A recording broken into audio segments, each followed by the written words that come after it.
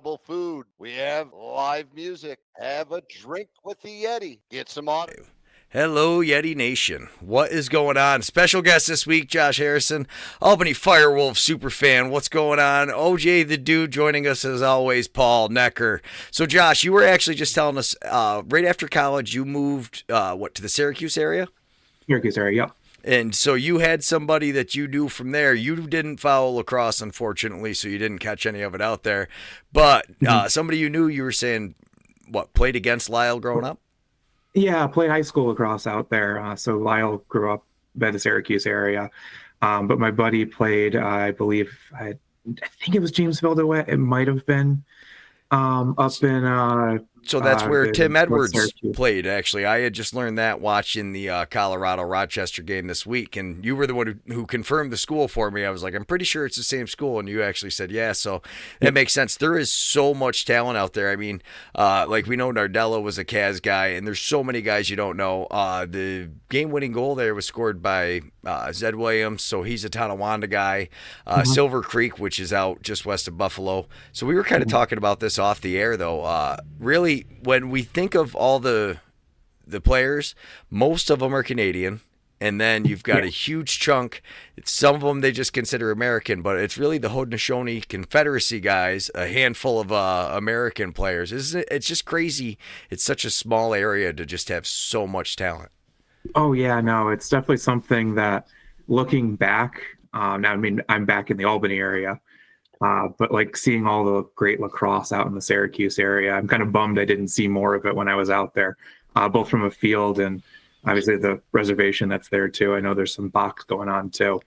Yes, the Onondaga Nation's right there, and they actually, it's just outside, what is it, like 10, 15 minutes outside of Syracuse, if that. It's pretty much. If that. Yeah, I mean, you basically can, you can see the dome. On the north end, it was about 15 minutes to get there. Yeah, you can see the dome basically from the arena there. So they've got one they call the Field House, which is gorgeous. That's right in the middle of the nation. And then the box, or where they play games, that is actually just off in the town of Nedrow. So that's a pretty cool. It's it's a neat atmosphere. Unfortunately, I went to college in Utica, played for Paul, and I had no idea what box lacrosse was until a few years ago. So it's a small world. But I mean, we all find it when we're supposed to find it. That's how I met OJ the Dude. Speaking of OJ, you were traveling. What was up? You were in Vancouver. Yeah, I was. So I went to the Warriors Ottawa game, and Vancouver just hit it out of the park. Yeah, no, defensively, I mean, what a statement win for them. So, obviously, you've been a Milwaukee fan for a while. What did you think going out to watch this game? Did you think it was going to be that lopsided or that defensively tough? I did not think that at all. I thought it would be a lot more even than what it was. Yeah, but instead you got to celebrate. Yeah. The upgrade on Blue Squatch this week, we have the some of the sound effects, unlike our Firewolves. Yeah. It's been a brutal week. So, Paul Necker, what is going on? We haven't even got a chance to say hello to you yet. It's your show. Hello, Yeti Nation. Hey, I'm enjoying Josh, OJ, Greg Beecher, Yeti Nation. What a great lead into what it's all about. You know, as far as seeing different, and OJ getting out to see a whole different facility. Josh being on the network with us, and we're talking and bullshitting lacrosse. I love it. This is great stuff. All because 20 years ago you decided to coach at a community college out in Utica. Speaking of community colleges, Herkimer is right up the road from Utica. So any young guys that are out there and they're looking to gain more lacrosse knowledge, get up there, and we got several of the Herkimer generals playing for the Yeti. So you got several generals playing. JUCO right now is the way to go. Personally, I mean, if you're a kid that's not quite ready for college, but you want to get away to college, it's almost like a prep school now, for the fact that you can now transfer from a JUCO and still have your 4 years of eligibility. Just look at the Halifax Thunderbird team. How many Onondaga guys do they have? Exactly. Dougie went to Onondaga too. Yeah, Dougie, Warren Hill, Cody Jamison. I mean, there is just Austin. Yeah, Austin. Snap Boys. Yeah, Randy. It's where it is. I mean, you take a look. A lot of lasers. Brett Queener was in the NLL for a short amount of time. He was a field goalie, just like what's his name down in Philadelphia, that played for Albany, and came out of the net, and they were incredible box players. It's great stuff. Yeah, you're talking Blaze. Reardon. There was a kid from Herkimer too that played for Team Jamaica at Worlds too. Kai. Yeah, matter of fact, Kai. Kai's we get Kai mixed up with other Kais because we got so many Kais that are goalies. Kai the goalie is squared. That's a cool thing. It is something about, when your name is Kai, you just want to be a goalie. I'm not sure why. I've never had any desire. Maybe box goalie, but that field goalie, they can keep that. I have absolutely no desire to do that. That just sounds painful. It is. Fun fact, I've been at some of the clinics that I teach, I have been stepping in net trying to learn a thing or two. Oh, yeah? How's that going? Hey, I'm not all bruises yet. Is Owen going to be the new backup goaltender for the Roughnecks? Well, they did give their backup goaltender a shot, but they did not nearly give him the shot that we had to give kids. So what are your thoughts on that, Josh? I mean, we might as well kind of get into the results a little bit. We had to invite Josh on this week because, as we can see, I finally beat Josh. I think it's the first week since Josh has been picking that I've been able to, get him on here now. Yay! So. Anyways, so good stuff. We start right off with the Vancouver game. What is going on with that Ottawa offense? We've seen now a couple games where they've been held back like this. I mean, what do you think I don't know. Oh, and you were there. You got to see it in person. What happened? They just didn't show up. Like, from what I saw of the game, the guys were just getting stuff past them, and Ottawa just wasn't putting in much of an effort, really. I was telling Owen, I didn't watch the game live. It was way past my bedtime on a Friday, but I watched the replay on a Saturday, and I kind of had it in the background and was doing some other things and kind of watching it. And end of the half, I saw it was 8-4, and went, "Oh, okay, not a bad half." And we'll see if Ottawa can turn it around. Why is everyone lining up for handshakes? Oh, and then realized it was the end of the game. I went, "Oh, it was the end of the second half." I was like, "Hang on, it was only 3-4 at halftime." I was like, "I know I watched part of it, but no," because honestly, I watched up till it was 3-4. I only had a chance to catch the first half, and I was like, "Okay, low scoring game, good defense," and then it looks like they honestly just figured it out in the second half, though. I mean, wow.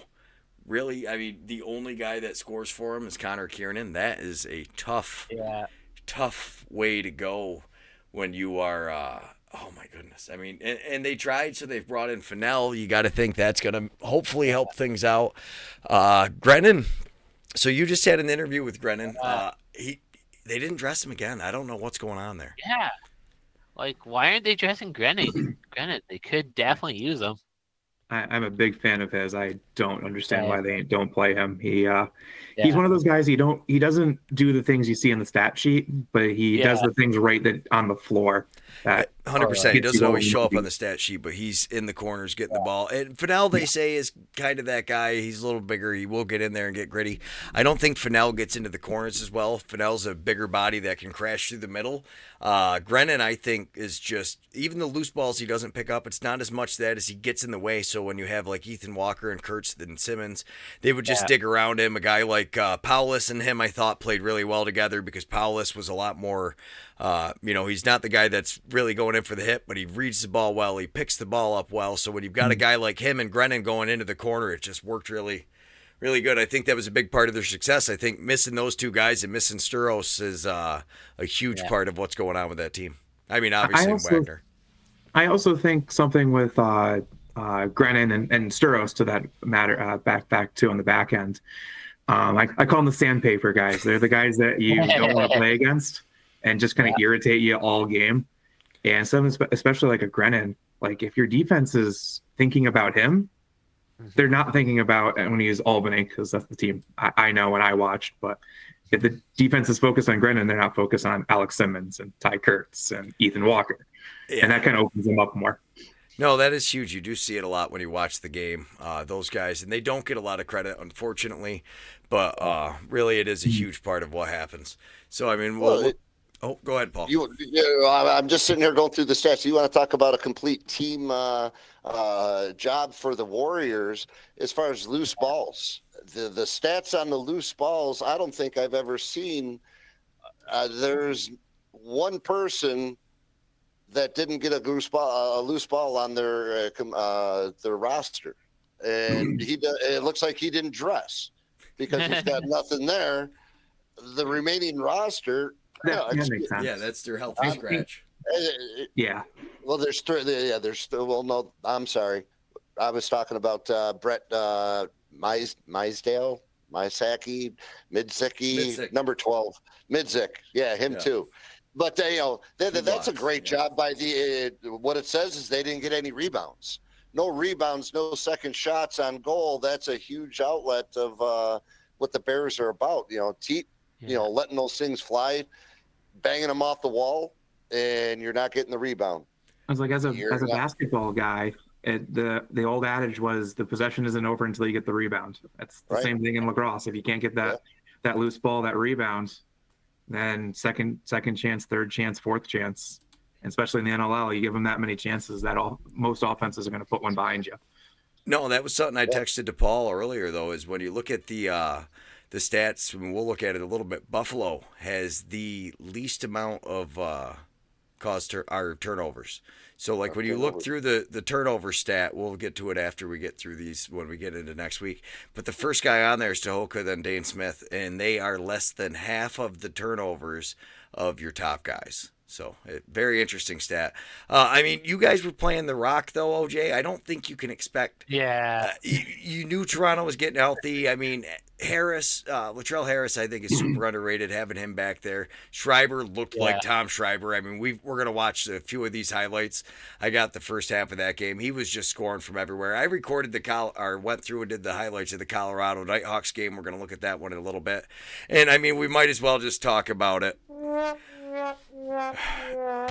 Josh said he's not giving up on him. I don't know. I don't know if they're going to be able to. Where are they going to find the will to be able to score? So, like, you look at it in 17 goals, which isn't good. But the bigger thing I think is when you look at they scored 4 goals quick, and then it was 7 minutes between every goal, and they never put a run together. 7 minutes between a goal. So yeah, you can blame the defense and Dougie, but when your offense isn't scoring, you got to do something. They're not eating up the clock nearly as much either. And granted, yes, the defense, they gave Dougie had like a 60 or 5.9 save percentage. It was atrocious. Definitely not his best. Kid came in. He didn't really get a lot of shots. It's hard being a backup. I don't ever really judge him that much on how they look when they come in there. Getty looked amazing though last week with the so kudos to Getty. But I mean, what do you think is going on? It's tough. I mean, I'm looking at the score, and they had the third most points for in the week. 13 should win you more games than they lose you. But if you're letting 17 up, 13 should win you games more if you right. But I think one thing that you've noticed though is with all the injuries on the defense, they are struggling to close out games. The end of the game, so they play. Dougie does not. He's a big guy, but he stays on that crease line. You need to pressure the outside shot. If you give these guys all day to shoot outside, they're going to pick Dougie apart. It's just the way he plays.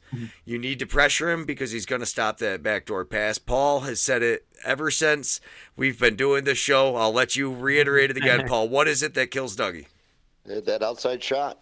That outside shot is killing him. And I especially noticed at this game. Yeah.